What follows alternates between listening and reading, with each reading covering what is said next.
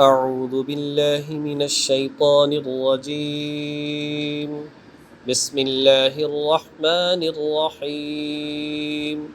وكأي من آية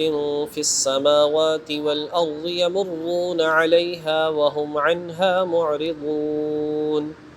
وما يؤمن أكثرهم بالله إلا وهم مشركون. صدق الله العظيم.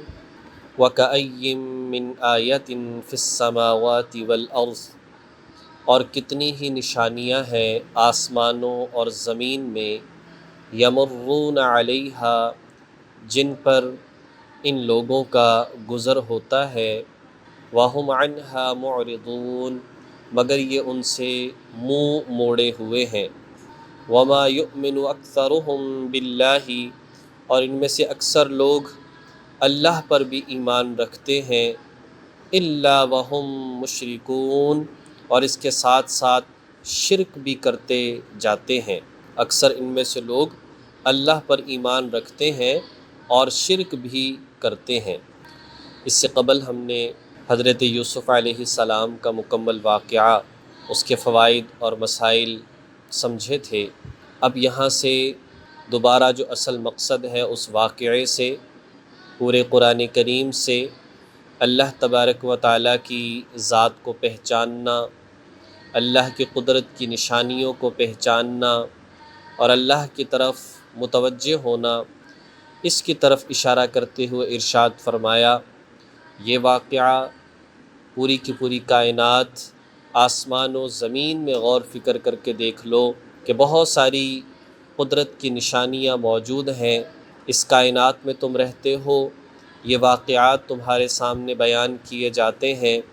ان میں سے ایک ایک چیز اللہ کی طرف رہنمائی کرتی ہے، اللہ تبارک و تعالیٰ کا استحضار تمہیں کرواتی ہے، لیکن افسوس ہے کہ ان ساری چیزوں سے تم منہ موڑے ہوئے ہو۔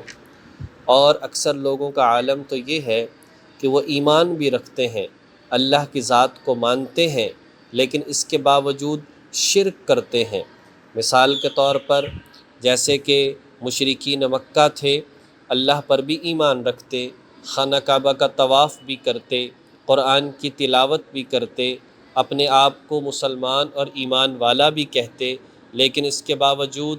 حبل، لات، منات، عزیٰ، ان بتوں کو بھی پوجتے اور کہتے کہ یہ اللہ کے مددگار ہیں۔ آج بھی اگر دیکھا جائے بالکل اسی طریقے سے لوگ اللہ پر بھی ایمان رکھتے ہیں، اس کے باوجود مشکل کشا کسی انسان کو مانتے ہیں، حاجت روا کسی انسان کو مانتے ہیں، تو یہ بھی بالکل اسی طریقے سے شرک ہے جیسے مشرکین مکہ جو ہے وہ شرک کیا کرتے تھے۔ افامنوا ان تأتیہم غاشیہ، کیا اس شرک کی وجہ سے انہیں اس بات کا خوف نہیں ہے کہ ان پر اللہ تبارک و تعالیٰ کا عذاب آ جائے، یا اللہ تبارک و تعالیٰ کی طرف سے اچانک ان پر قیامت ٹوٹ پڑے اور انہیں پتہ بھی نہ چلے، یعنی ان کو اس گناہ کی وجہ سے کوئی بھی ایسی آفت آسمانی آ جائے، یا ان کی موت کا وقت آ جائے، یا قیامت کبریٰ آ جائے، تو کیا بنے گا ایسی زندگی گزارتے ہوئے اگر چلے گئے؟ یقیناً انسان کی آخرت خراب ہو جائے گی، برباد ہو جائے گی، اس لیے کہ شرک تو بہت بڑا گناہ ہے، شرک تو ایسا ہے جس کی معافی تلافی کوئی نہیں۔ قرآن کریم میں حضرات انبیاء علیہم السلام کا تذکرہ فرمایا، 25 انبیاء کا تذکرہ قرآن پاک میں آیا، 18 انبیاء کا تذکرہ 7ویں پارے کے ایک ہی رکوع کے اندر آیا، اور وہ ذکر فرمانے کے بعد وَلَوْ أَشْرَكُوا لَحَبِطَ عَنْهُمْ مَا كَانُوا يَعْمَلُونَ، یہ فرمایا کہ اے انبیاء کی جماعت، اگر تم نے بھی شرک کیا تو ساری نیکیاں ضائع ہو جائیں گی، پتہ بھی نہیں چلے گا۔ تو انبیاء کی نیکیاں تو بہت مضبوط ہوا کرتی ہیں، فرمایا کہ شرک اگر وہ بھی نعوذ باللہ کر لیں تو ساری نیکیاں ضائع ہو جائیں گی۔ آج ہم دیکھ لیں ہم کس طرح سے اپنی عبادات کو، اعمال کو ضائع کرتے چلے جا رہے ہیں۔ آگے فرمایا قُلْ هَٰذِهِ سَبِيلِي أَدْعُو إِلَى اللَّهِ عَلَىٰ بَصِيرَةٍ، اے پیغمبر صلی اللہ علیہ وسلم آپ کہہ دیجئے هَٰذِهِ سَبِيلِي، یہ میرا راستہ ہے۔ وہ کیا راستہ ہے؟ أَدْعُو إِلَى اللَّهِ، میں اللہ کی طرف لوگوں کو بلاتا ہوں، عَلَىٰ بَصِيرَةٍ، پوری بصیرت کے ساتھ کہ میں جس چیز کی طرف دعوت دے رہا ہوں مجھے اس پر شرح صدر ہے، مجھے ذرہ برابر شک نہیں اس میں، میرا بھی یہی کام ہے، وَمَنِ اتَّبَعَنِی، اور جو میری اتباع کرنے والے ہیں، صحابہ کرام ہیں، ایمان لانے والے ہیں، ان کا کام بھی یہ ہے کہ وہ لوگوں کو اللہ کی طرف بلانا شروع کر دیں۔